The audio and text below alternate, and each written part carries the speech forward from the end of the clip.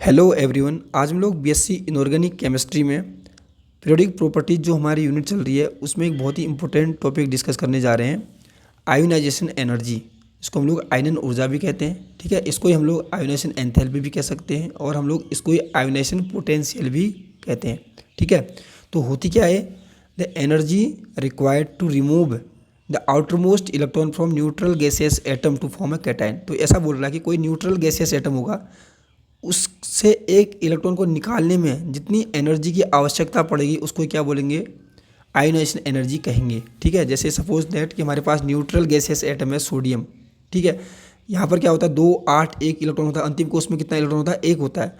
तो मुझे ये इलेक्ट्रॉन निकालना है भाई, अगर मुझे आउटर मोस्ट इलेक्ट्रॉन निकालना है, अंतिम कोष का इलेक्ट्रॉन निकालना है, तो मुझे कुछ एनर्जी की रिक्वायरमेंट पड़ेगी, कुछ एनर्जी की आवश्यकता पड़ेगी। उसी एनर्जी को हम लोग बोलते हैं आयोनाइजेशन एनर्जी, ठीक है। तो इसको हम लोग कैसे एक्सप्रेस कर सकते हैं, इसको हम लोग किलो जूल पर मोल में भी एक्सप्रेस कर सकते हैं, इलेक्ट्रॉन वोल्ट या किलो कैलोरी पर मोल में भी एक्सप्रेस कर सकते हैं, ठीक है। ये लिखा हुआ है।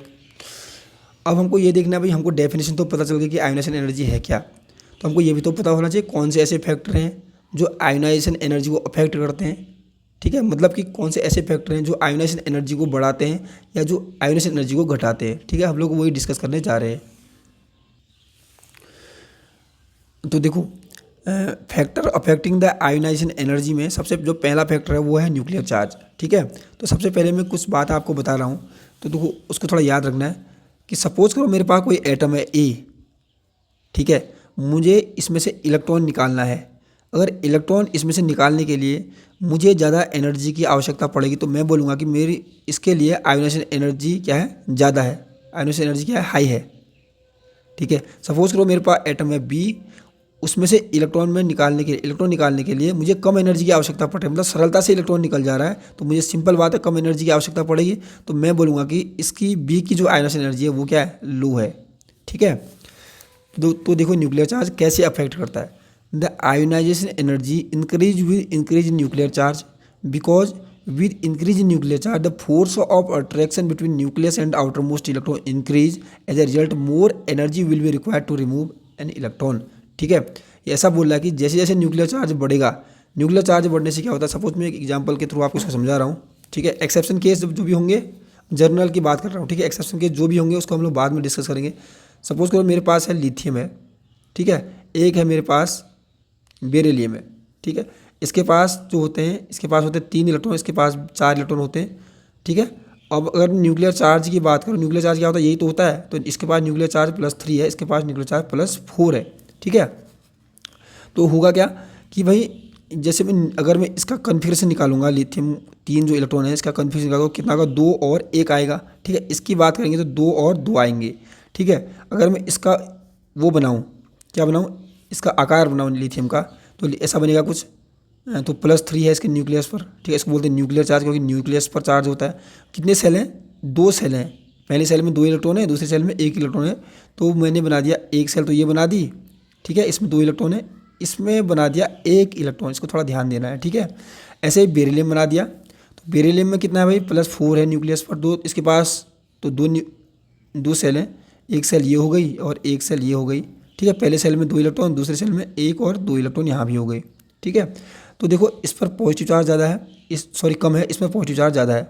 तो कभी भी क्या होता है कि अगर सेल सेम हो, देखो सेल तो बराबर है, याद रखो, 2 इसमें भी 2 इसमें भी, अगर सेल सेम हो तो जिसमें पॉजिटिव चार्ज ज़्यादा होता है न्यूक्लियस में, ठीक है, वो क्या करता है, इलेक्ट्रॉन जो अंतिम कोष का इलेक्ट्रॉन है उनके बीच में जो अट्रैक्शन होता है बहुत ज़्यादा होता है। मतलब कि जो न्यूक्लियस है उस इलेक्ट्रॉन को अपनी तरफ बांधे रहेगा, टाइटली बॉन्ड करे रहेगा, ठीक है। अट्रैक्शन ज़्यादा होगा। अगर अट्रैक्शन ज़्यादा होगा तो सिंपल बात है भाई कि न्यूक्लियस ने इस आउटर मोस्ट इलेक्ट्रॉन को अपनी तरह जकड़ रखा, अपनी तरफ अच्छे से पकड़ रखा है। अगर पकड़ रखा तो इस इलेक्ट्रॉन को हम लोग आसानी से नहीं निकाल सकते हैं, ठीक है। जबकि यहाँ पर क्या है कि इसमें पॉजिटिव चार्ज कम है, तो इसकी तुलना में ये क्या करेगा, इस इलेक्ट्रॉन को अपनी तरफ अट्रैक्ट तो करेगा पर कम करेगा, क्योंकि अट्रैक्शन कम हो रहा है तो मुझे कम एनर्जी देनी पड़ेगी इसमें से इलेक्ट्रॉन निकालने के लिए, ठीक है। क्योंकि अट्रैक्शन ज़्यादा है इनके बीच में, तो मुझे क्या करना पड़ेगा, ज़्यादा एनर्जी देनी पड़ेगी इलेक्ट्रॉन को निकालने के लिए, ठीक है। तो हुआ क्या कि जैसे जैसे न्यूक्लियर चार्ज बढ़ा, देखो लिथियम से बेरिलियम की तरह हम जब गए तो जैसे न्यूक्लियर चार्ज बढ़ा तो फोर्स ऑफ अट्रैक्शन बढ़ा, जिससे क्या हुआ, एनर्जी ज़्यादा ज़रूरत पड़ेगी। अब एनर्जी ज़्यादा ज़रूरत पड़ेगी तो न्यूक्लियर चार्ज बढ़ने पर आयोनाइजेशन एनर्जी ज़्यादा आयोनाइजेशन एनर्जी की ज़्यादा ज़रूरत पड़ती है तो आयोनाइजेशन एनर्जी बढ़ती है, इतना भी याद रखो, ठीक है। तो वही मैंने यहाँ पर एग्जाम्पल के थ्रू समझाया और वही यहाँ पर थ्योरेटिकली लिखा हुआ है, ठीक है। तो पहला फैक्टर क्लियर है। दूसरा क्या है, size of the atom. As the size of the atom increase the outer electrons are less tightly bonded और held to the nucleus. As a result it becomes easier to remove the electron, therefore ionisation energy decrease. तो याद रखना कि जैसे जैसे size बढ़ता है, किसी भी परमाणु का साइज बढ़ेगा तो वैसे वैसे आयोनाइजेशन एनर्जी घटेगी, मतलब इजीली इलेक्ट्रॉन निकल जाएगा। फिर क्यों निकलेगा एक बार समझते हैं इसको, ठीक है। सपोज दैट कि मेरे पास एक लिथियम है, ठीक है, एक है सोडियम। इसमें अगर सेल बनाएंगे तो क्या होगा कि उसके लिथियम, ठीक है, तो पॉजिटिव दिखा दिया मैंने लिथियम पर। तो दो सेल होती हैं, एक ये वाली, एक सेल अभी हमने बनाई थी, ठीक है। सोडियम की बनाएंगे तो क्या करेंगे, एक सेल ये हो गई, एक सेल ये हो गई और एक सेल ये हो गई, ठीक है। तो तीन सेल बन गई। तो अंतिम, ये अंतिम कोष का इलेक्ट्रॉन यहाँ पर है, इसका अंतिम कोष का इलेक्ट्रॉन यहाँ पर है, ठीक है। यहाँ पर +3 और यहाँ पर +11 भी लिख सकते हैं, कोई दिक्कत नहीं है, ठीक है। यहाँ पर सेल बढ़ गए। तो सेल बढ़ने से क्या होगा तो खुद समझो, जो न्यूक्लियस है आउटर मोस्ट इलेक्ट्रॉन के बीच की जो दूरी है वो क्या होगी, बढ़ जाएगी भाई, बढ़ जाएगी। तो बढ़ने से क्या होगा कि अब जो न्यूक्लियस का प्रभाव, नाभिक का जो प्रभाव है अंतिम कोष के इलेक्ट्रॉन तक कम पहुँचेगा, क्योंकि दूरी बढ़ गई ना, ठीक है। दूरी बढ़ने से इसके लिए अट्रैक्शन कम हो गया है, अट्रैक्शन कम हो गया तो मैं ईजिली यहाँ से इलेक्ट्रॉन निकाल सकता हूँ, आराम से इलेक्ट्रॉन निकाल सकता हूँ। अगर इजीली इलेक्ट्रॉन निकालना हो तो इसका मतलब है कि मेरी कम ऊर्जा की आवश्यकता यहाँ पर पड़ रही है, तो आयोनाइजेशन एनर्जी क्या हो जाएगी, लो हो जाएगी, कम पड़ेगी, ठीक है। जबकि अगर मैं यहाँ से निकालूंगा तो यहाँ पर क्या होगा कि भाई नाभिक से, मतलब न्यूक्लियस से अंतिम कोष के इलेक्ट्रॉन के बीच की जो दूरी है वो क्या है, वो कम है। कम है तो क्या होगा, न्यूक्लियस क्या करेगा, आउटर मोस्ट का जो इलेक्ट्रॉन है उसको अपनी तरफ ज़्यादा अट्रैक्ट करे रहेगा। तो यहाँ से अट्रैक्ट करे रहेगा। अगर मुझे यहाँ से इलेक्ट्रॉन निकालना है तो मुझे ज़्यादा एनर्जी देनी पड़ेगी, इसको ज़्यादा एनर्जी की ज़रूरत पड़ेगी, ठीक है। तो इसलिए क्या होगा कि जैसे जैसे साइज़ क्या होगा, नीचे ऊपर से नीचे की ओर बढ़ता है, गुरु समूह में आपने देखा होगा, ठीक है, मतलब साइज़ बढ़ता है तो क्या होगा कि आयोनाइजेशन एनर्जी घट जाती है, क्योंकि न्यूक्लियस का आउटर मोस्ट इलेक्ट्रॉन के लिए जो अट्रैक्शन है वो कम हो जाता है, तो ईजिली इलेक्ट्रॉन निकाल सकते हैं, ठीक है। तो जो थर्ड फैक्टर है वो है शील्डिंग इफेक्ट, ठीक है। तो इसमें क्या होता है, in multi electron atoms the outer most electrons are shielded by the inner shell electrons, thus an increase in the number of inner shell electron decrease the ionisation energy. ऐसा बोलता है कि अगर हमारे पास कोई एटम है जिसमें इलेक्ट्रॉन ज़्यादा है, उसको बोलते हैं मल्टी इलेक्ट्रॉन एटम, ठीक है। The outer most electrons are shielded by the inner shell electron. ये बोलता है कि जो अंतिम कोष का इलेक्ट्रॉन है उसको, जो उसके अंदर वाली कोष के इलेक्ट्रॉन होते हैं उसको बोलते हैं इनर सेल इलेक्ट्रॉन, ठीक है। तो उसको जो है आउटर मोस्ट का जो इलेक्ट्रॉन है उसको, जो उसके अंदर वाली कोष वाले इलेक्ट्रॉन होते हैं वो शील्ड करे रखते हैं। शील्ड मतलब उसको ढके रखते हैं या उसकी चारों तरफ आवरण बनाए रखते हैं, ठीक है। जिससे क्या होगा एग्जाम्पल के थ्रू समझते हैं, ठीक है। जैसे सपोज करो हमारे पास ये है अंतिम कोष का इलेक्ट्रॉन, ये है भाई, ये है, ठीक है। यहाँ पर अंतिम कोष का इलेक्ट्रॉन यहाँ है। अब इसमें देखो जो अंदर वाली कोष में है इसमें कितने इलेक्ट्रॉन है, 3 इलेक्ट्रॉन है, 3 इलेक्ट्रॉन है इनर सेल में, ठीक है। इसमें इनर सेल में कितने इलेक्ट्रॉन है, ज़्यादा इलेक्ट्रॉन है। तो होता क्या है, इसमें ज़्यादा इलेक्ट्रॉन है, सपोज करो इसमें 10 इलेक्ट्रॉन है सपोज, ठीक है। तो न्यूक्लियस क्या करता है, इलेक्ट्रॉन को अपनी तरफ, आउटर मोस्ट इलेक्ट्रॉन को अपनी तरफ खींचता है, ठीक है। पर ये जो इनर सेल के इलेक्ट्रॉन है ना वो क्या करते हैं कि न्यूक्लियस और अंतिम कोष का जो इलेक्ट्रॉन है इसके बीच में एक शील्ड जैसी बना देते हैं, इसलिए शील्डिंग इफेक्ट बोलते हैं। शील्ड मतलब कि न्यूक्लियस इसको अपनी तरफ खींच रहा है, पर ये इलेक्ट्रॉन क्या करेंगे, इस इलेक्ट्रॉन को न्यूक्लियस के नज़दीक नहीं आने देंगे क्योंकि ज़्यादा इलेक्ट्रॉन है, ठीक है। यहाँ पर क्या होगा कि यहाँ पर भी सेम ऐसा ही होगा, पर यहाँ पर कम इलेक्ट्रॉन के होने की उससे ये इलेक्ट्रॉन क्या करेंगे, न्यूक्लियस को या इस इलेक्ट्रॉन को न्यूक्लियस के करीब आने से कम रोक पाएंगे, ठीक है। तो ये क्या कर रहे हैं, ये इलेक्ट्रॉन क्या कर रहे हैं, सॉरी ये न्यूक्लियस क्या कर रहा है, इस इलेक्ट्रॉन को अपनी तरफ खींच रहा है, पर अंदर के सेल के जो ज़्यादा इलेक्ट्रॉन है वो क्या कर रहे हैं, इस न्यूक्लियस जो आउटर मोस्ट का इलेक्ट्रॉन है इसको अंदर की तरफ, मतलब न्यूक्लियस की तरफ आने से रोक दे रहे हैं। अगर रोक देंगे तो भाई दूरी क्या होगी, ज़्यादा है तो ज़्यादा ही रहेगी, ठीक है। अगर ज़्यादा दूरी रहेगी तो हम लोग इसमें से इनका भी अट्रैक्शन भी तो कम हो जाएगा। फिर अगर कम होगा तो क्या होगा, इलेक्ट्रॉन ईजिली निकाल सकते हैं हम लोग, यहाँ से ईजिली निकालेंगे तो कम एनर्जी की ज़रूरत पड़ेगी। इसका मतलब कि लो आयोनाइजेशन एनर्जी हो जाएगी, ठीक है। तो ऐसा बोलता है कि अगर number of electrons inner shell में नंबर ऑफ इलेक्ट्रॉन ज़्यादा होते हैं तो वो शील्ड कर देते हैं न्यूक्लियस और आउटर मोस्ट के इलेक्ट्रॉन को, ठीक है। जिससे आउटर मोस्ट का जो इलेक्ट्रॉन है वो न्यूक्लियस के करीब नहीं आ पाता है ज़्यादा, जिससे अट्रैक्शन कम हो जाता है। तो अट्रैक्शन कम होने के उससे ईजिली इलेक्ट्रॉन आउटर मोस्ट से निकल जाता है, इसलिए कम एनर्जी की ज़रूरत पड़ेगी। इसलिए बोलते हैं कि अगर शील्डिंग इफेक्ट ज़्यादा हो तो हम इसका शील्डिंग इफेक्ट क्या ज़्यादा है, शील्डिंग इफेक्ट ज़्यादा हो तो आयोनाइजेशन एनर्जी कम होती है, ठीक है। तो देखो जो फोर्थ इफेक्ट है वह है penetration effect of the electron, ठीक है। तो देखो इसमें क्या होता है, the electron in the S orbital have maximum probability of being found near the nucleus. ये ऐसा बोलता है कि अगर इलेक्ट्रॉन एस ऑर्बिटल के अंदर हो, ठीक है, तो वो जो इलेक्ट्रॉन होगा एस ऑर्बिटल के अंदर वो न्यूक्लियस के बहुत ज़्यादा नज़दीक होगा, ठीक है। In other words s electron are more penetrating towards the nucleus, ठीक है। तो होता क्या है कि जो इलेक्ट्रॉन न्यूक्लियस के बहुत ज़्यादा नज़दीक होता है, हम ऐसा कहते हैं कि उस इलेक्ट्रॉन की पेनिट्रेटिंग पावर न्यूक्लियस की तरफ बहुत ज़्यादा है, समझे। तो इसमें क्या होता है कि जो हमारे पास सबसेल होते हैं, हमको पता है कि S p d F subshell होते हैं, ठीक है। तो जो एस सबसेल होता है वो न्यूक्लियस के बहुत ज़्यादा नज़दीक होता है, ठीक है। उसके बाद पी डी और एफ, अगर हमको इलेक्ट्रॉन यहाँ से निकालना है, सपोज करो एस ऑर्बिटल है, एस ऑर्बिटल में हमारे पास एक इलेक्ट्रॉन है, तो मुझे अगर इलेक्ट्रॉन यहाँ से निकालना है ना, तो क्या करना पड़ेगा, क्योंकि न्यूक्लियस और उस एस ऑर्बिटल का जो इलेक्ट्रॉन है उसके बीच में अट्रैक्शन क्या है, बहुत ज़्यादा है, ठीक है। अगर अट्रैक्शन ज़्यादा है तो मुझे अगर एस ऑर्बिटल से इलेक्ट्रॉन निकालना है तो ज़्यादा एनर्जी की रिक्वायरमेंट पड़ेगी। अगर ज़्यादा एनर्जी की रिक्वायरमेंट पड़ेगी तो क्या हम ऐसा कह सकते हैं, हम ऐसा कह सकते हैं कि जो आयोनाइजेशन एनर्जी है, ठीक है, वो एस ऑर्बिटल के जो इलेक्ट्रॉन है उसकी ज़्यादा होगी, क्योंकि वहाँ से इलेक्ट्रॉन निकालने में ज़्यादा एनर्जी लग रही है, ठीक है। तो penetrating effect of electron is in the order, तो जो पेनिट्रेटिंग इफेक्ट होता है इलेक्ट्रॉन का वो एस ऑर्बिटल के इलेक्ट्रॉन का पेनिट्रेटिंग इफेक्ट बहुत ज़्यादा होता है, उसके बाद पी का, उसके बाद डी का, उसके बाद एफ का, ठीक है। Greater the penetration of electron greater is the ionisation energy, ठीक है। तो ये हो गया हमारा फोर्थ इफेक्ट। अब जो फिफ्थ इफेक्ट है जो बहुत ही इंपॉर्टेंट वो है इलेक्ट्रॉनिक अरेंजमेंट, ठीक है। इसमें क्या होता है ना, it has been observe that fulfilled and half filled orbital have extra stability, therefore it is difficult to remove electron from these stable configuration, as a result ionization energy is high. ऐसा बोलता है कि suppose करो हमारे पास है s p d f, ये subshell है, ठीक है। एस सबसेल में मैक्सिमम इलेक्ट्रॉन कितने होते हैं, 2 होते हैं। पी में कितने होते हैं, मैक्सिमम कितने होते हैं, 6 होते हैं, 1 2 3 4 5 6, ठीक है। ऐसे डी में क्या होते हैं, 1 2 3 4 5 6 7 8 9 10, तो मैक्सिमम इलेक्ट्रॉन कितने हो गए, 10 हो गए। और एफ में कितने होते हैं भाई मैक्सिमम इलेक्ट्रॉन, वो होते हैं 14, सबको पता होता है, ठीक है। 1 2 3 4 5 6 7 8 9 10 11 12 13 14, ठीक है। और देखो तो हम ऐसा बोलेंगे कि जो अगर एस के अंदर कितने इलेक्ट्रॉन होंगे, 2 इलेक्ट्रॉन होंगे, तो हम एस क्या कहेंगे, फुलफिल्ड है, ठीक है। सभी के सभी ऑर्बिटल क्या है, फुलफिल्ड है। पी में मैक्सिमम इलेक्ट्रॉन कितने आते हैं, 6। अगर पी सबसेल में 6 के 6 इलेक्ट्रॉन है पूरे भरे हुए, तो हम क्या कहेंगे, ये भी फुलफिल्ड है, ये भी फुलफिल्ड है, ये भी फुलफिल्ड है। कहने का मतलब क्या है, एस में अगर 2 इलेक्ट्रॉन होंगे तो वो फुलफिल्ड होगा, पी में अगर 6 इलेक्ट्रॉन होंगे तो वो फुलफिल्ड होगा, ठीक है, पूरा भरा हुआ मतलब, ठीक है। डी में अगर 10 होंगे तो वो पूरा भरा होगा, ठीक है। एफ में अगर 14 होंगे तो वो फुलफिल्ड होगा, ठीक है।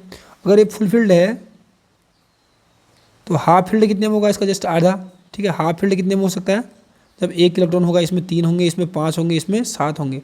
तो ऐसा कहता है कि अगर कोई सबसेल है, अगर वो पूरा भरा है या आधा भरा है, तो वो जो सबसेल होते हैं वो कहते हैं कि स्टेबल होते हैं, वो क्या होते हैं, स्टेबल होते हैं। और स्टेबल क्योंकि ये सबसेल स्टेबल होंगे, तो अगर मुझे इनमें से इलेक्ट्रॉन निकालना है, क्योंकि ऑलरेडी स्टेबल है तो इलेक्ट्रॉन इजीली लॉस नहीं करेंगे, ठीक है। अगर फिर भी इनसे इलेक्ट्रॉन मुझे निकालना है तो क्या करना पड़ेगा, ज़्यादा एनर्जी देनी पड़ेगी, ज़्यादा एनर्जी की रिक्वायरमेंट पड़ेगी। तो हम ऐसा कह सकते हैं कि यहाँ पर क्योंकि ज़्यादा एनर्जी लग रही है, ज़्यादा एनर्जी की रिक्वायरमेंट पड़ रही है, तो इनका जो आयोनाइजेशन पोटेंशियल होगा या आयोनाइजेशन जो एनर्जी होगा वो क्या होगा, बहुत ज़्यादा होगा, यानी हाई होगा, ठीक है। जैसे एग्जाम्पल के थ्रू इसको समझते हैं। तो देखो जैसे नोबल गैस होता है, नोबल गैस हम सबको पता होता है भाई, ग्रुप 18 होता है, ठीक है। ग्रुप 18 में अगर उसका जनरल कन्फिगरेशन देखोगे तो NH2 NP6 होता है। तो हमारे पास इलेक्ट्रॉन कहाँ पर है, पी सब सेल में कितने इलेक्ट्रॉन है, 6। तो 6 में तो ये पूरा भरा होगा, पूरा भरा है तो स्टेबल होगा, स्टेबल है तो उससे इलेक्ट्रॉन निकालना है तो एनर्जी ज़्यादा लगती है, तो इसलिए क्या बोलता है, their ionization energy is very high, ठीक है। तो नोबल गैस की जो आयोनाइजेशन एनर्जी होती है बहुत ज़्यादा होती है, क्योंकि उनमें जो इलेक्ट्रॉन निकालना पड़ता है वो पी सबसेल से निकालना पड़ता है, पी सबसेल पूरा भरा होता है, वो स्टेबल होता है ऑलरेडी, ठीक है। जैसे लिखा है एलिमेंट लाइक बेरिलियम, बेरिलियम जो होता है वो तो 4 होता है, ठीक है। इसका एटॉमिक नंबर कितना होता है, 4, 1s2 2s2। तो देखो अंतिम इलेक्ट्रॉन किस में है, 2s2 में है, 2s में है, ठीक है। तो कितने इलेक्ट्रॉन है उसमें, 2 इलेक्ट्रॉन है, तो फुलफिल्ड है भाई। s तो 2 इलेक्ट्रॉन में फुलफिल्ड हो जाता है, ठीक है। मैग्नीशियम भी 3s2, तो ये भी फुलफिल्ड है। तो ये कंप्लीटली फिल्ड यानी फुल फिल्ड ऑर्बिटल है, तो ये स्टेबल अपने आप में पहले से स्टेबल है। तो यहाँ से इलेक्ट्रॉन निकालना है तो ज़्यादा आयोनेशन एनर्जी लगेगी, ज़्यादा एनर्जी की रिक्वायरमेंट पड़ेगी, ठीक है। जैसे देखो एलिमेंट लाइक नाइट्रोजन, जैसे नाइट्रोजन होता है 1s2 2s2 2p3 होता है। p3 मतलब p में मैक्सिमम कितने होते हैं, फुल फील्ड कब होता है, p 6 में होता है, ठीक है। हाफ फील्ड कितने में होगा, 3 में होगा, ठीक है। ऐसे फॉस्फोरस भी 3 में हाफ फील्ड होगा। तो ये भी हाफ फील्ड है, चाहे फुल फील्ड हो चाहे हाफ फील्ड हो, वो ऑर्बिटल क्या होते हैं, स्टेबल होते हैं। अगर स्टेबल हैं तो इनमें से इलेक्ट्रॉन निकालने के लिए ज़्यादा एनर्जी की रिक्वायरमेंट पड़ेगी, इसलिए इनकी आयोनाइजेशन एनर्जी ज़्यादा होती है, ठीक है। तो अब हम लोग डिस्कस करेंगे variation of ionization energy in periodic table. आवर्त सारणी में आयनन ऊर्जा कैसे वेरी करती है, ठीक है, मतलब कैसे चेंज होती है।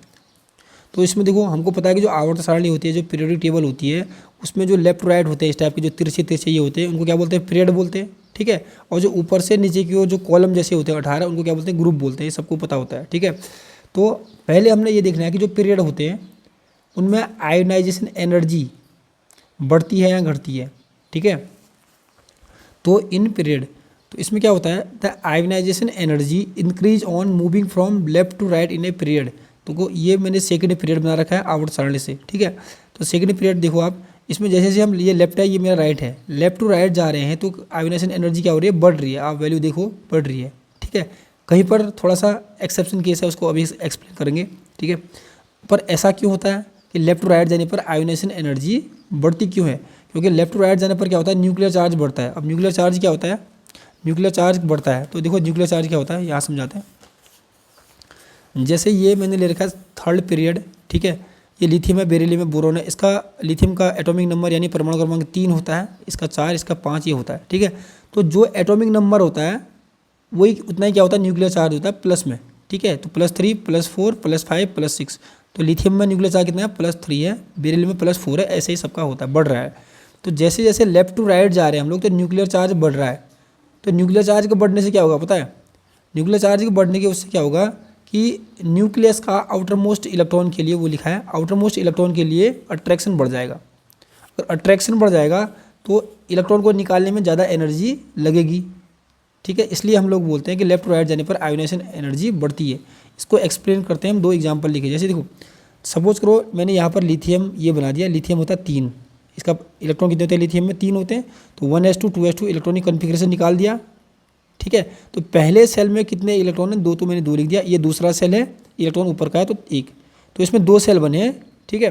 तो 2 सेल बने हैं और इसमें भी 2 ही सेल बने हैं। पहले सेल में 2 इलेक्ट्रॉन, दूसरे सेल में 2 इलेक्ट्रॉन है, ठीक है। सेल का मतलब ये देखो, ये तो न्यूक्लियस है, इधर +3 है, ठीक है, साफ साफ दिख रहा है, +3 लिख दिया क्योंकि न्यूक्लियर चार्ज है ना, न्यूक्लियस पर चार्ज है, न्यूक्लियस पर आवेश कितना है, +3, तो +3 लिख दिया, ठीक है। तो कितने सेल बने, सेल होते हैं ये वाले 1 2। तो पहले सेल में कितने इलेक्ट्रॉन है, 2 इलेक्ट्रॉन है, दूसरे में कितना है, 1 है। सेम बेरिलियम का बना दिया तो +4 लिख दिया। ये पहला सेल है, पहले सेल में 2 इलेक्ट्रॉन, दूसरे सेल में 2 इलेक्ट्रॉन, ठीक है। तो आयोनाइजेशन एनर्जी क्या होती है, आयोनाइजेशन एनर्जी होती है कि अंतिम कोष का इलेक्ट्रॉन, जैसे अंतिम कोष का इलेक्ट्रॉन इसका यहाँ पर है, इसका यहाँ पर है, अंतिम कोष के इलेक्ट्रॉन को निकालने में जितनी ऊर्जा की आवश्यकता पड़ती है उसको क्या बोलते हैं, आयोनाइजेशन एनर्जी कहते हैं, ठीक है। तो यहाँ पर क्या है कि इसके अगर हम बेरिलियम की बात करें तो न्यूक्लियस पर चार्ज ज़्यादा है, +4 है, इसमें +3 है। तो +4 वाला क्या करेगा, इस इलेक्ट्रॉन को, क्योंकि इलेक्ट्रॉन पर माइनस चार्ज होता है, ठीक है, वो +4 वाला क्या करेगा, इस इलेक्ट्रॉन को अपनी तरफ अट्रैक्ट कर लेगा ज़्यादा। अट्रैक्ट करने से क्या होगा कि हम लोग इलेक्ट्रॉन को ईजिली नहीं निकाल सकते हैं, ठीक है। अट्रैक्शन से सपोज करो मेरा हाथ है, हाथ में मेरी पेन है ना, अगर मैं इसको ज़्यादा ज़ोर से दबा दूंगा, मतलब अट्रैक्ट कर लूँगा या टाइटली बॉन्ड कर दूंगा, तो यहाँ से पेन निकालना इतना ईजी नहीं है, ठीक है। जबकि यहाँ पर क्या होता है, +3 है, मतलब इसके कंपेयर में यहाँ पर न्यूक्लियर चार्ज कम है, तो इलेक्ट्रॉन को इसके कंपेयर में उतना ज़्यादा अट्रैक्ट नहीं कर पाएगा। तो हम लोग क्या कर सकते हैं कि लिथियम से ईजिली इलेक्ट्रॉन निकाल सकते हैं, ठीक है। अगर यहाँ, क्योंकि यहाँ से ईजिली इलेक्ट्रॉन निकालें तो हम क्या बोलेंगे, इसकी जो आयोनाइजेशन एनर्जी है वो क्या है, लेस है, इसकी आयोनाइजेशन एनर्जी वो क्या है, ज़्यादा है, मोर है, ठीक है। तो मतलब लिथियम की कम होनी चाहिए, बेरिलियम की ज़्यादा होनी चाहिए। तो यहाँ पर देख सकते हो लिथियम की इतनी एनर्जी लग रही है, इसमें इतनी एनर्जी, ठीक है। अब यहाँ पर देखो, अब देखो बेरिलियम और बोरॉन की बात करें हम लोग, तो बेरिलियम के कंपैरिजन में बोरॉन की आयोनाइजेशन एनर्जी क्या होनी चाहिए, ज़्यादा होनी चाहिए, क्योंकि लेफ्ट राइट जाने पर आयोनाइजेशन एनर्जी बढ़ती है। पर यहाँ पर क्या हो रहा है, बेरिलियम की ज़्यादा है, बोरॉन की कम है। इसका वही वाला होता है इलेक्ट्रॉनिक अरेंजमेंट वाला फैक्टर जो हमने पहले डिस्कस किया था इसमें, ठीक है। इसमें क्या होता है, इसको भी समझाते हैं। बेरिलियम जो है इसका होता है 5 है, तो 1s2 2s2 2p1, ठीक है। बेरिलियम की बात करें तो क्या होता है 4 होता है, 1s2 2s2।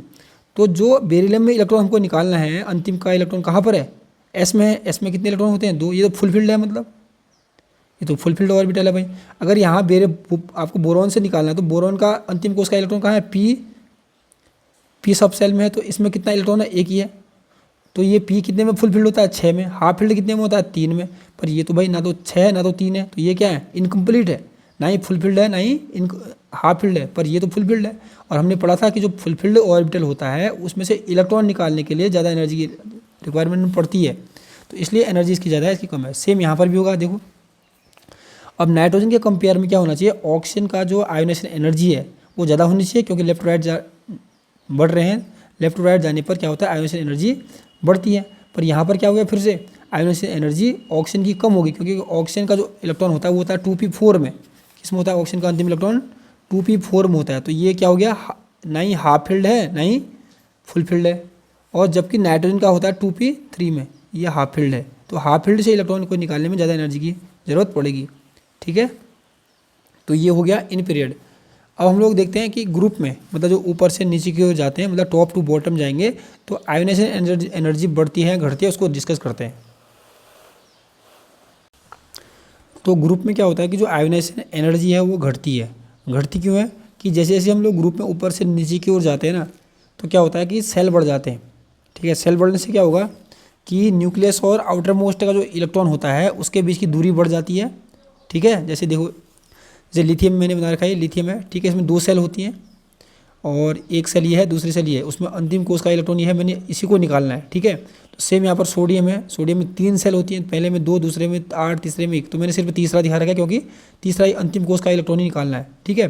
तो इसमें सेल कम है, तो अगर आप सेल कम है तो आप देखो कि न्यूक्लियस है, जो नाभिक है, नाभिक का और अंतिम कोष के बीच की इलेक्ट्रॉन की दूरी भी क्या है, वो डिस्टेंस भी तो कम है, ठीक है। यहाँ पर क्या होगा कि दूरी बढ़ जाएगी इसकी और इसकी भी दूरी, तो दूरी बढ़ जाती है, ठीक है। दूरी बढ़ने से क्या होगा कि जो न्यूक्लियस है उसका अंतिम कोष का जो इलेक्ट्रॉन है उसके बीच में अट्रैक्शन घटेगा, अट्रैक्शन कम होगा, मतलब आकर्षण कम होगा। आकर्षण कम होगा तो इलेक्ट्रॉन को इजीली निकाल सकते हैं, सिंपल बात है, ठीक है।